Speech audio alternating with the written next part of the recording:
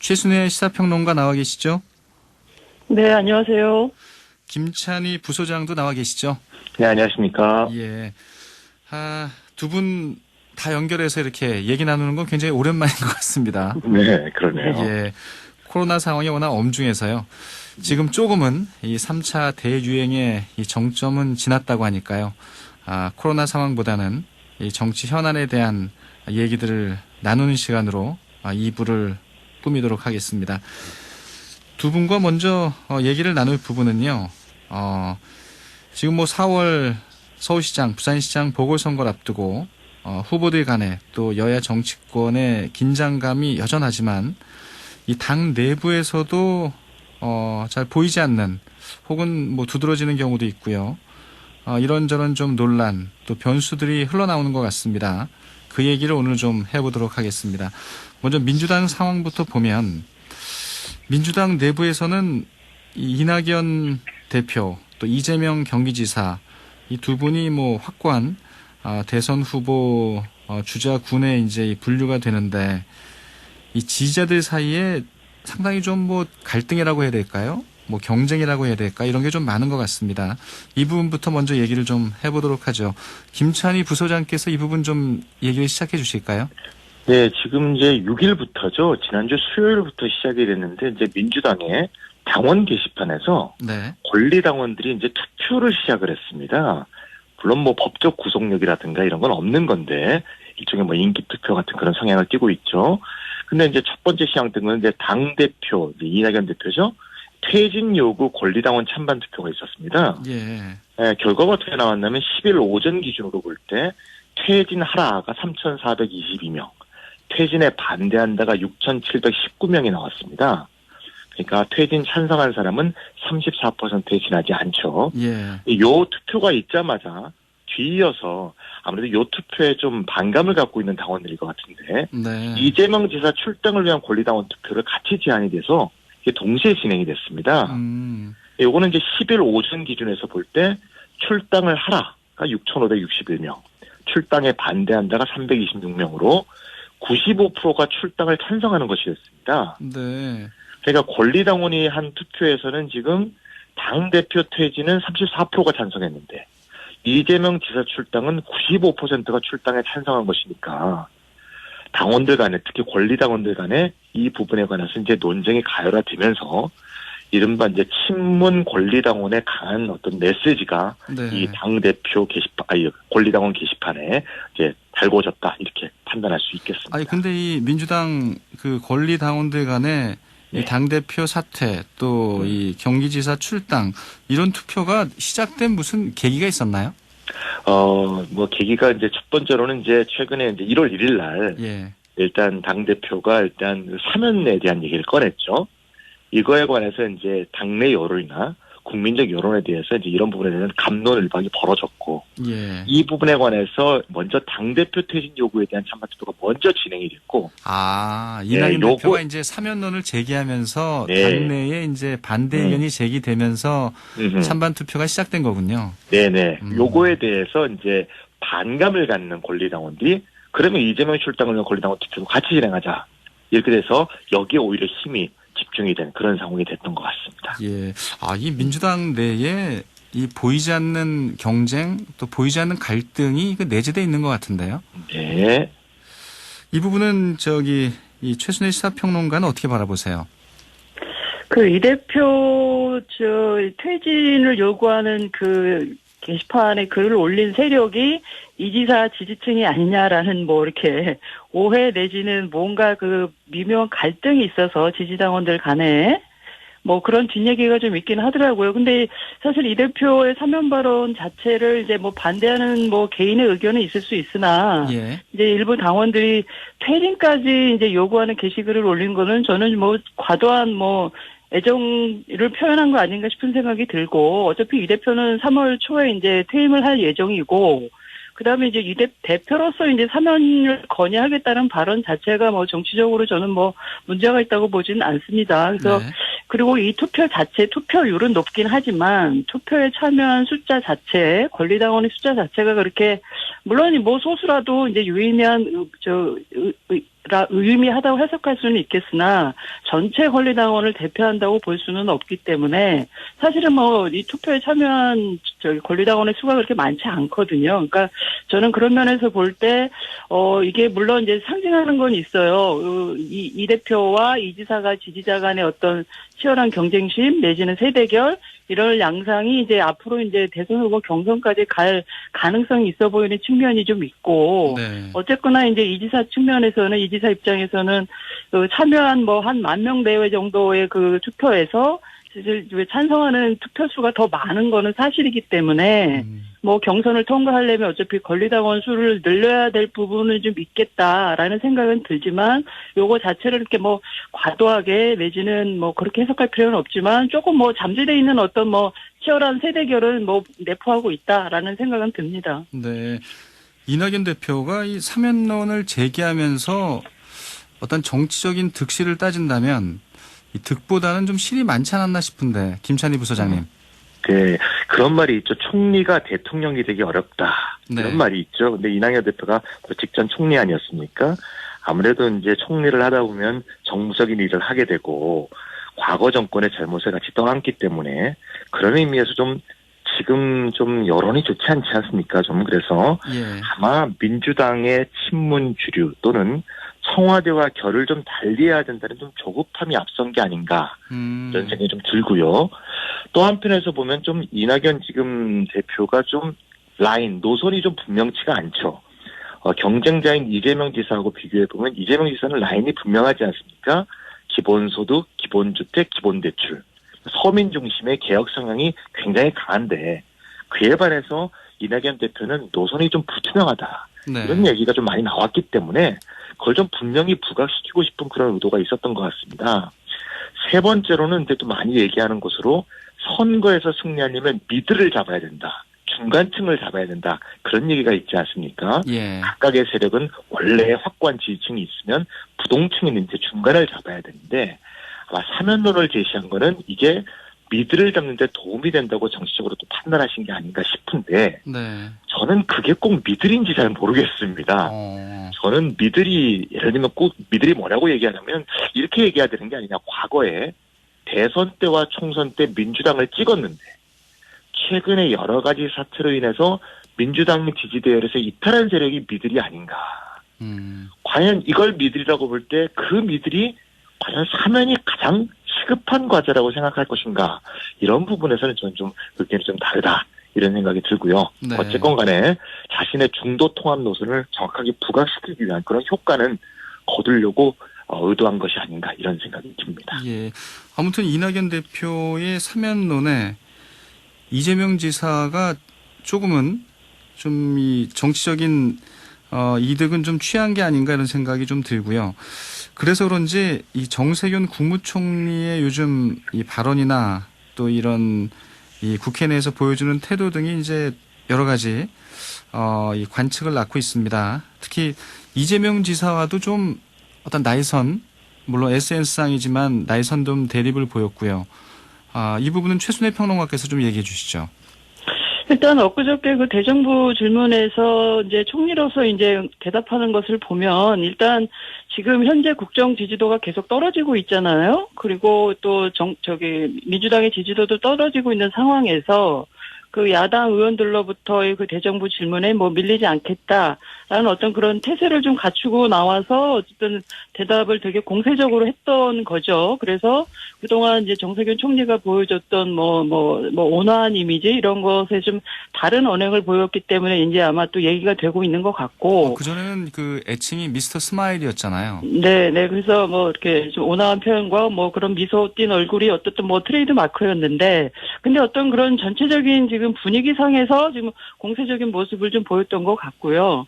근데 그럼에도 불구하고 이제 총리의 답변은 야당이 지금 그 어떤 문제 제기를 하는 거에 있어서는 뭐 이렇게 내용적으로 기승전결을 이해하게끔 이제 답변을 해주는 게 맞다라고는 생각이 드는데 어떤 대목에서는 좀 감정적 대응도 있어 보이는데 그것들이 과연 본인이 이제 총리로서가 아니라 총리 이후에 어떤 행보를 의식해서 나온 어떤 그런 표현이 아니었냐라는 해석이 들기 때문에 지금 이제 현 정부는 뭡니까 방역 마무리 잘 해야 되고, 특히 이제 논란이 있었던 백신도 지금 이제 끝나는 게 아니거든요. 코로나가 뭐 어쨌든 끝날 때까지 끝난 게 아니기 때문에 본직에 최선을 다하는 것이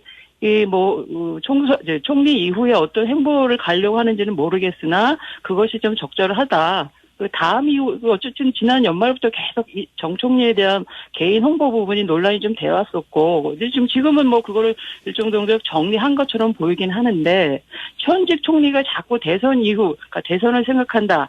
그런 것들을 보이게 하는 언행을 보인다. 그거는 좀 적절치 않다고 저는 봅니다. 네. 특히 이제 4차 재난지원금의 이 전 국민 지원, 지급 문제를 놓고 이재명 지사와 좀 날선, 좀 논쟁을 SNS상에서 벌였잖아요. 네. 이 부분은 좀 그 김찬희 부소장께서 어떻게 보세요? 그 정세균 총리가 이제 이재명 지사에게 급하니까 막 풀자라는 것은 지혜롭지도 공정하지도 않다라면서 이제 반세포적인 논쟁에서 벗어나자 이런 얘기를 했는데요. 네.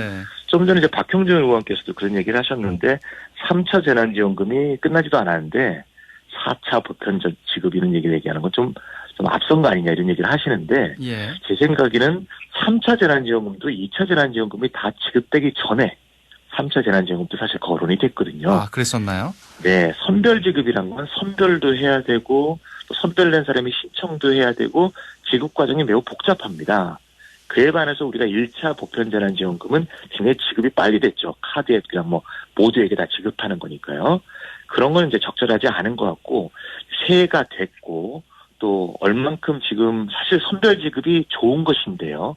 문제는 이제 사각지대가 있을 수가 있죠. 네. 예전에 비해서 매출이 얼마나 줄었냐라든가, 뭐 실제로 이게 업종이 집합 금지냐 아니면 뭐 업종이 제한 업종이냐 이것이 또 불분명한 경우도 많고요. 선의의 피해도 많이 나오기 때문에 과연 잘 찾아서 지원하는 게 과연 말하는 것만큼 효과적으로 진행이 될 것인가 이거에 대한 우려가 있기 때문에 네. 자꾸 보편 지원 얘기가 나오는 거거든요. 사각지대 없이 지급하게 되면 이것이 결과적으로 필요한 부분에게 정확히 지급될 뿐만 아니라 전체적인 경기 효과에도 영향을 미치기 때문에 그런 면에서 그것이 이제 논의된다고 볼 때 이것이 3차가 끝나지 않았다고 해서 4차가 진행된다. 이것은 이제 적절치가 않고요. 그냥 4차 재난지원금이 어떻게 하면 현재의 상황에서 정확하게 국민에게 전달될 것인가 이런 관점에서 논의가 되면 좋다고 생각이 들고요. 네. 그런 의미에서 볼 때 이제 정세균 총리하고 이재명 지사하고 논쟁에서 보면 이제 정세균 총리는 좀 공세를 취했다는 생각이 들고요. 오히려 이재명 지사의 경우에 미세한 표현상의 차이를 제외하면 정 총리의 말씀 모두가 사리의 법대로 말씀이다 이렇게 하면서 오히려 뒤로 물러나는 모습을 보이는 게 오히려 굉장히 여유 있는 지금 지지세를 보이는 것의 어떤 발로가 아닌가 하는 생각을 저는 했습니다. 네. 아무튼 뭐 민주당에서는 이재명 경기지사 또 이낙연 대표 정세균 총리 이렇게 세 분이 뉴스에 많이 등장하고 있기 때문에 좀 관심을 끌고 있고요. 예, 시선을 좀 야당으로 돌려보도록 하겠습니다. 국민의힘과 이 국민의당, 이 국민의당의 존재감이 요즘처럼 커진 적이 없지 않았나는 생각이 드는데 안철수 대표 때문입니다. 일부에서 이 부산에 출마한 박형준 후보도 얘기를 했습니다만 야권의 후보 단일화가 너무도 중요하다 이런 입장을 밝혔는데 어떻게 서울시장 이 후보 단일화 좀 가능성이 좀 많아 보이나요? 어떻게 보세요? 최순애 평론가께서 얘기해 주시죠.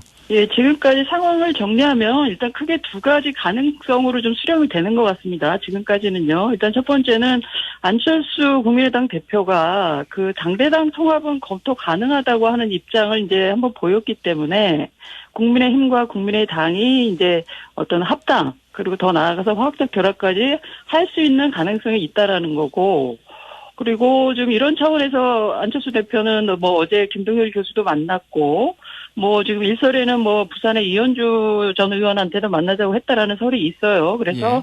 아마도 전에 이제 국민의힘에 들어간 전에 국민에 대한 사람들을 이제 이렇게 보폭을 넓히는 것 같고 거기에는 뭐 일정 정도 뭐 정치적으로 어떤 분열들을 갖고 있을 수는 있는 것 같습니다. 그리고 두 번째는 이제 당대당 통합이 안 되면 지금 국민의힘에서 자체 경선 준비를 하고 있고 후보들도 지금 계속 보여지고 있잖아요. 그리고 18일 날 이제 후보 등록을 한다고 하니까 국민의힘 자체에서 이제 예비 경선을 치르고 거기서 선출되는 3명의 이제 후보들이 그 국민의힘 밖에 있는 범야권 후보들과 단일화하는, 그러니까 단계적 경선을 하는 거죠. 네. 그 범야 후보들과 단일화 경선을 하는 데 있어서는 이제 시민 경선 100% 하겠다라고 이제 룰까지 이제 합의가 된 것 같으니까 아마 이 두 가지 중에 한 가지를 가지 않을까 싶은데, 그것도 이제 물론은 대화가 잘 돼야 된다는 전제고, 지금 이제 범야, 특히 이제 국민의힘과 국민의당이 널리 퍼져 있는 인식이 반문 연대를 통해서 정권 교체를 해야 된다는 뭐 인식이 널리 확산돼 있기 때문에 이번에는 아마 어떻게든 어떤 형식으로든지 단일화가 가능하지 않을까라는 이제 전망은 하는데, 그것도 어쨌든 당사자들이 본인을 일정 정도 다 내려놔야 되고 마음을 비워야 되기 때문에 이제 그 부분이 계속 설까지는 진행이 될 것 같습니다. 근데 저는 네. 이 과정이 너무 오래 지속되면 또 다른 어떤 피로감과 지루함을 줄 수도 있기 때문에 타이밍을 적절하게 잡아서 매듭 질 건 매듭 짓고 또 어떤 시너지 효과를 낼 거는 내고 뭐 이런 전략이 좀 필요하지 않을까 싶은 생각이 듭니다. 예. 안철수 대표가 이 최근처럼 또 몸값이 올랐던 적이 있을까라는 생각도 또 드는데, 안철수 대표에 대해서는 김찬희 부처장께서는 어떻게 평가하세요? 제가 참 공교롭게도 지난주 금요일 날 네. 금태섭 전 의원이 이제 박경수의 아침 저널에 출연하셨더라고요. 예. 금요일 날 얘기 나누셨죠. 예. 예, 금태섭 의원의 이게 저는 굉장히 공감을 했는데요. 안철수 대표가 좋은 정치를 선보일 기회도 많았고, 많은 사람들이 그런 대의를 도왔는데 항상 원점으로 돌아가는 정치를 하는 것 같아서 안타깝고 아쉽다, 이렇게 말씀하셨던 것 같아요. 네. 실제로 사실 지금 이제 국민의당, 국민의힘 후보의 이제 단일화 얘기가 나오는데, 과연 안철수 대표가 지금 국민의당 대표 아닙니까? 네. 근데 국민의당 대표면 당내에서 적절한 어떤 과정과 또 토의와 논의 과정을 통해서 사실 대표가 출마도 해야 되고 국민의힘 단일화에 대해서도 논의를 진행을 해야 되는데, 과연 그런 적절한 과정을 거쳤는지에 대해서 사실 좀 의문스러워하는 사람들이 많거든요. 그래서 그래서 금태섭 전 의원도 마치 CEO처럼 행동한다. 우리나라 왜 재벌 총수들이 사실 논의 안 하고 혼자서 하지 않습니까? 네. 그런 것처럼 이제 좀 아직도 CEO처럼 행동하는 게 아니냐, 이런 얘기를 했는데 저는 거기에도 굉장히 공감이 가더라고요. 그래서 그런 의미에서 좀, 그리고 또 과거에 후보의 사퇴를 해서 사실 자신의 일을 그르친 적이 있기 때문에 말이 지금 단일화라고 하지만 안철수 대표는 아마 사퇴하거나 양보할 생각이 전혀 없을 거라고 생각이 듭니다. 예. 자기가 되는 것을 야권의 단일화라고 볼 것이고, 자기는 어떤 경우에든지 사퇴하지 않을 거라는 생각을 강하게 먹고 있을 거란 말입니다. 그런 의미에서 볼 때 국민의힘 입장에서 볼 때는 그런 게 이미 좀 기정사실화된 상황에서 단일화를 시도하는 것 자체가 매우 좀 부담스러운 게 아닌가. 안철수 대표 입장에서는 그래서 이 자신이 포기할 생각이 없기 때문에 네. 국민의힘에 지금 들어가지 않고 있다, 이렇게. 네, 저는 있겠네요. 그렇게 봅니다. 예. 근데 보니까 이 안철수 대표가 5번이나 이 후보 단일화를 이제 이렇게 뭐 여당과도 했고 야당과도 했는데 사실 본인으로의 단일화에 다 실패를 했더라고요. 그래서 네네. 이번에는 과연 이 성공할 수 있느냐, 또 이거를 또 이 키포인트가 되기도 하는데. 근데 안철수, 그러니까 국민의 입장에서는 사실은 지금 사실 고륙지책일 수밖에 없는 게 필요한 게, 네. 지금 국민의힘 후보가 사실은 없잖아요. 떠오르는 후보가. 그리고 당 밖에 있는 국민의힘 당 안철수 대표가 1위를 달리고 있고, 그거는 사실은 제가 볼 때는 비대위, 김종인 위원장의 일정 정도 책임이 있다고 봅니다. 당내에 여한 후보들을 다 이제 제대로 키우지 못하는 부분이 좀 있긴 한데, 그럼에도 불구하고 반문 연대를 통해서 정권을 교체하겠다는 의지가 얼마나 있느냐에 따라서 아마 결정을 할 거라고 봐요. 사실은 금태섭 전 의원 얘기를 했지만, 금태섭 전 의원이 전에 했던 이런 표현이 있어요. 윤석열이 왔다고 쳤을 때 야권 정계 개편이 필요하다. 그 얘기는 이제 국민의힘이 아직도 이제 반문을 생각하는, 그러니까 민주당의 지지를 떠난 국민의 마음을 얻지 못하는 측면이 있기 때문에 국민의힘만으로는 안 된다는 공감대가 일정 정도 다 있고, 그런 건 아마 책임 있는 분들은 아마 그 책임감을 인식할 거라고 보거든요. 그렇기 때문에 제가 볼 때는 이 국민의힘을 중심으로 하는 범보수 진영의 어떤 혁신이나 개혁이 지금 이제 선거를 통해서 좀 더 박차를 가하고 제가 볼 때는 내용적인 측면에서도 인물 교체 내지는 뭔가 좀 더 전향적인 정책을 통해서 정계 개편을 통해서 정권 교체의 힘을 좀 가져가야지. 그러니까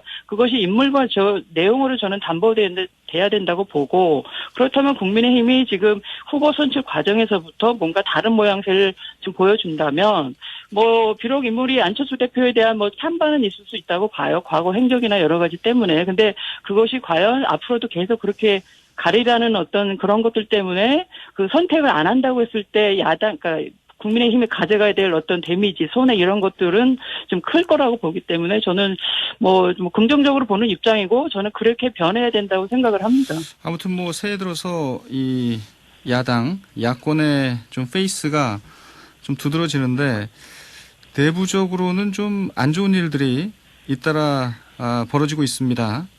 예, 그 얘기도 좀 해야겠죠. 이 김병욱 의원이 성폭행 의혹이 제기되자니 곧바로 탈당을 했고요. 또 진실화해위원회 추천위원이 선출 하루 만에 사퇴를 했는데 그 이유가 또 성추행 관련된 부분이고, 이 부분이 상당히 좀 보이지 않게 특히 잘 나갈 때 조심하라 뭐 이런 얘기도 있습니다만, 예, 김찬희 부소장께서 좀 얘기를 해주시죠. 네, 지금 서울시장 후보도 선거도 그렇고 부산시장 선거도 그렇고 이제 국민의힘 야당 입장에서는 이제 성 관련 추문의 어떤 이슈를 갖고 사실 선거에 유리한 고지에 점하야겠다 이런 식의 사실 전략을 갖고 있었는데, 당내에서 이런 국회의원하고 그다음에 진실화해위원회 이제 위원으로 위촉한 분이 이런 문제가 발생해서 굉장히 난처하게 됐죠. 그래서 과거에는 이제 박덕흠 의원이라든가 이런 경우는 굉장히 시간이 오래 걸렸어요. 이런 조치를 취하려고 하는 것에. 네. 국민의힘이 이번에는 하루 만에 강력하게 빠른 조치를 취하려고 하니까 재빨리 그냥 탈당하는 방향으로 문제가 해결이 됐습니다. 그래서 탈당을 했으니 우리 당원이 아니므로 우리가 별로 할 게 없다. 이렇게 하면서 이제 뭐 징계조사위원들도 안 하고 여러 가지 위원회도 이제 열지 않고 이렇게 돼버려서 논란이 생긴 뒤에 이렇게 빨리 탈당한 경우는 또 처음인 것 같아요. 네, 정말 빨리 소고속으로 탈당한 것 같아서 이미 이제 내부에 어떤 의견의 어떤 합의를 있지 않았는가 이런 생각이 되고요. 예. 그래서 이제 많은 분들이 이렇게 이건 여당 문제가 아니고 야당 문제도 아니고 여야가 다 이렇습니다. 그래서 사실 지금 21대 국회가 9개월이 지났는데 지금 제명과 탈당으로 당직을 잃은 사람이 6명입니다. 공교롭게도 여당이 3명, 야당이 3명이에요. 이런 게 생길 때마다 마치 꼬리 자르기처럼 탈당만 하면 그만이냐. 탈당을 하더라도 국회의원으로서 품위와 또 그다음 국회의원으로서의 도리를 다하지 못한 어떤 문제가 있으면 이게 더 확실하게 윤리적으로 이거를 탄핵할 수 있는 방안이 있어야 되지 않냐. 탈당을 하더라도 이 국회의원직은 계속 유지가 되는 거잖아요. 네네, 그렇습니다. 무소속으로 계속 유지가 되고 있습니다. 예. 그래서 지난 70년간 재헌국회의회로 윤리특위가 있긴 있는데 윤리특위에서 70년간 징계된 경우가 6건밖에 없답니다.